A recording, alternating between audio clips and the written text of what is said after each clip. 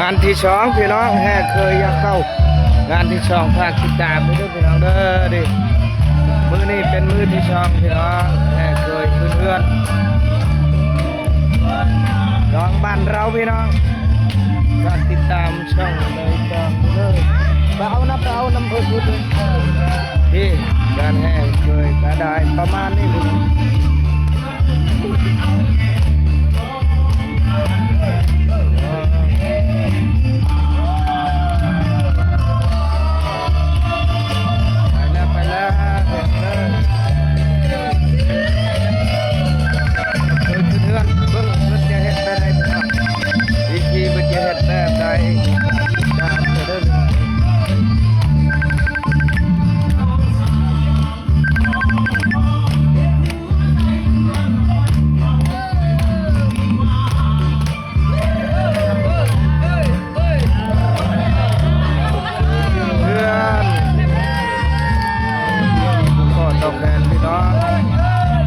เป็นมืองานที่ช่องพี่น้อง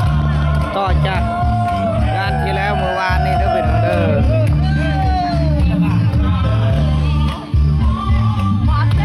กระดานลูกตาพี่น้อง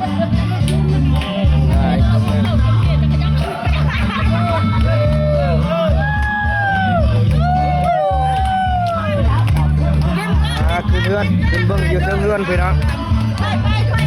ตาม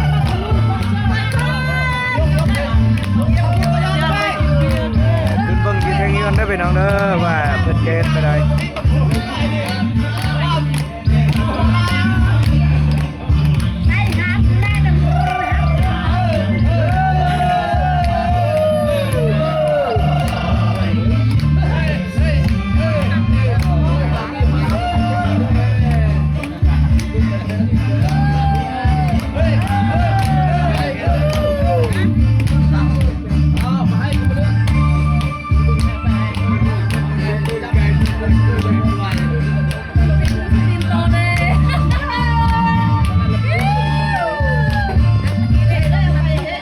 คือไปลุ้นน้ำกันพี่น้องว่าอยู่เทิงเพื่อนเกตไปได้วิธีเพื่อน